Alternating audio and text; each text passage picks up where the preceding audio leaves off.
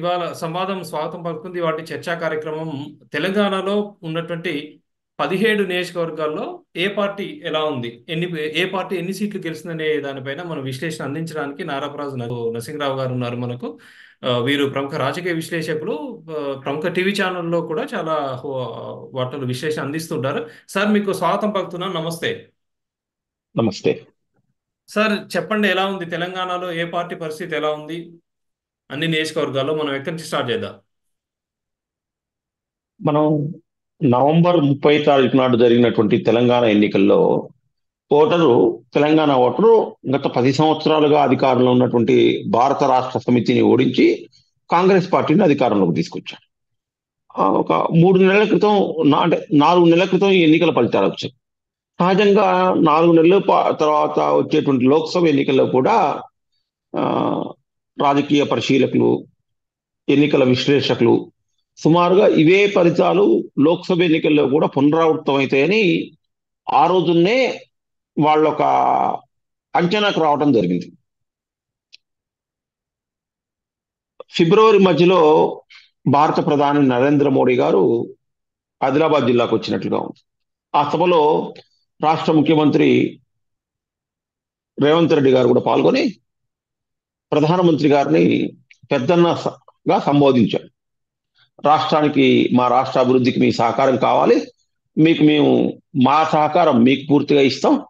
ఈ రెండు ఫెడరల్ సిస్టంలో రాష్ట్రము కేంద్రము కలిసి అభివృద్ధి పదంలో ముందుకు వెళ్ళాలి అని ఇద్దరు ఒకరినొకరు మాట్లాడుకున్నాం. మనం ఈ ఎపిసోడ్ ని తీసి పక్కన పెట్టిన తర్వాత మనకి ఎప్పుడైతే మార్చి 15, మార్చి 16 తారీఖు తర్వాత ఎన్నికల షెడ్యూల్ వచ్చింది.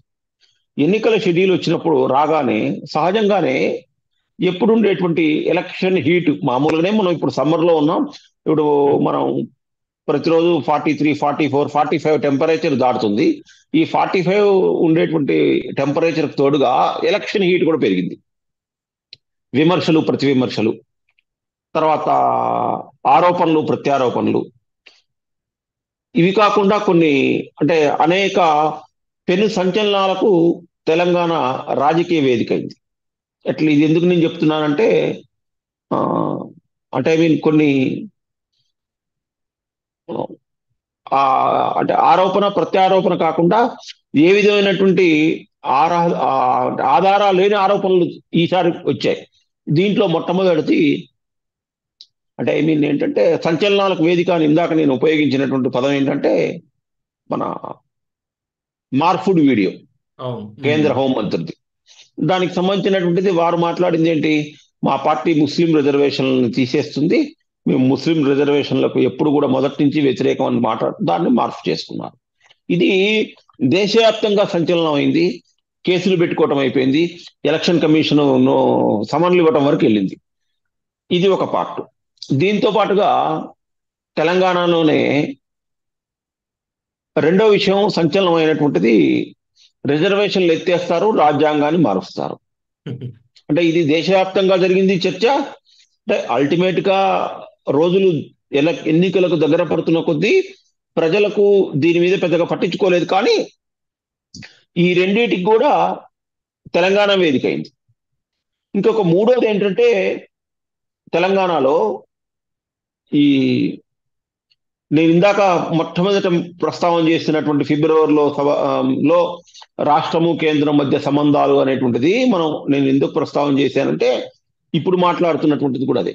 ఇప్పుడేమైంది, మీరు మాకేమి ఇచ్చారు, గాడిద గుడ్డు. అంటే అక్కడ ఫిబ్రవరి 2 నెలల్లో వాతావరణం పూర్తిగా మారిపోయింది. తెలంగాణ ఎన్నికల్లో అస్త్రం అంతా కూడా ఈ గాడిద గుడ్డు చుట్టూ తిరుగుతుంది, దురదృష్టవశాత్తు. ఇక 4వ విషయానికి సంబంధించినటువంటిది, అతి ముఖ్యమైనటువంటి విషయానికి సంబంధించినటువంటిది ఏంటంటే భాష. అంటే అసలు మామూలుగా మనం తెలంగాణ సాధించుకున్న తర్వాత మనం ఎక్కడ కూడా చాలా చాలా సందర్భాల్లో అంటే చాలా సందర్భాల్లో మన రాష్ట్రానికి సంబంధించినటువంటి నాయకులు, అది కాంగ్రెస్ కానివ్వండి, బీఆర్ఎస్ కానివ్వండి, అంటే మొదట అధికారంలో ఉన్నటువంటి వాళ్ళు, అంటే బీఆర్ఎస్ ఇప్పుడు కాంగ్రెస్, ఎక్కడ కూడా ఒక సాంప్రదాయమైనటువంటి, ఒక సంస్కారపూరితమైనటువంటి భాష మాట్లాడలేదు. దురదృష్టవశాత్తు అప్పటి ముఖ్యమంత్రి ఇప్పటి ముఖ్యమంత్రి వాళ్ళ స్థాయిని ఏ, కిందికి దిగి భాష మాట్లాడుతున్నారు. ఆ మహిళల మీద ఒక ఆ, అసభ్యకరమైనటువంటి పదజాలాన్ని వాడుతున్నారు. మహబూబ్ నగర్ లో డీకేఆర్ అని ఈసారి ఒక మహిళ అయినా కూడా మనం చెప్పుకోవడానికి వీలైనటువంటి భాష, అవును. అంటే ముఖ్యమంత్రి స్థాయిలో ఉన్నటువంటి, ఎందుకు అంటే ఇదంతా కూడా ఇక మరి ఇప్పుడు నేను చెప్పినటువంటి 4 అంశాల గురించి మనం చూసినట్లయితే 2023 ఎన్నికల నవంబర్లో జరిగినటువంటి ఎన్నికల ఫలితాలు, ఇప్పుడున్నటువంటి వాతావరణం చూసినట్లయితే ఏమైందంటే పరిస్థితిలో ఒకసారి మార్పు వచ్చేసింది. ఇప్పుడు జరగబోతున్నటువంటిది లోక్సభ ఎన్నికలు. లోక్సభ ఎన్నికలు దేశం యూనిట్గా జరుగుతాయి. లోక్సభ ఎన్నికల్లో ఆ, ఎంపీలను గెలిపిస్తాం, ఎంపీలు ప్రధానమంత్రిని ఎన్నుకుంటారు. అసెంబ్లీ ఎన్నికల్లో ఎమ్మెల్యేలను గెలిపిస్తాం, ఎమ్మెల్యేలు ముఖ్యమంత్రిని ఎన్నుకుంటారు. ముఖ్యమంత్రి పాలన రాష్ట్రానికి మాత్రమే పరిమితం అవుతుంది. కాబట్టి ప్రజల యొక్క ప్రయారిటీస్ మారుతుంటాయి. అసెంబ్లీ ఎన్నికలకు ఒక రకమైనటువంటి ప్రయారిటీ ఉంటుంది, లోక్సభ ఎన్నికలకు ఒక రకమైనటువంటి ప్రయారిటీ ఉంటుంది. ఇప్పుడు మనం లోక్సభ ఎన్నికల ముందున్నాం కాబట్టి మూడ్ ఆఫ్ ద నేషన్ కొంత నరేంద్ర మోడీ వైపు ఒక పాజిటివ్ గా ఉంది.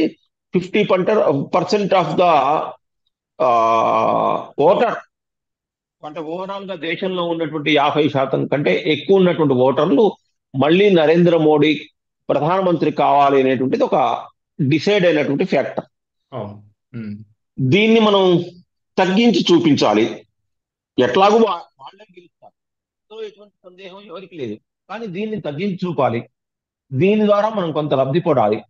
లేదా మనం దీన్ని నా రాష్ట్రంలో లేదు అని నేను చూయించుకోగలిగితే నా కుర్చీ నాకు సేఫ్ గా ఉంటుంది అనేటువంటి ఒక ఆలోచన విధానం కావచ్చు. ఇప్పుడు ఇందాక నేను చెప్పినటువంటి 4-5 అంశాలు ఈ ఎన్నికల్లో ప్రధానమైనటువంటి అంశాలయ్యాయి.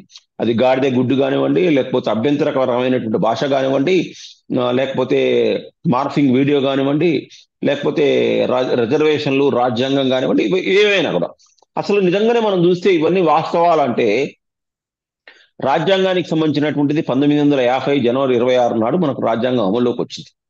అమల్లోకి వచ్చిన తర్వాత ఈ రోజు వరకు మనం 126 సార్లు సవరణ చేసుకున్నాం.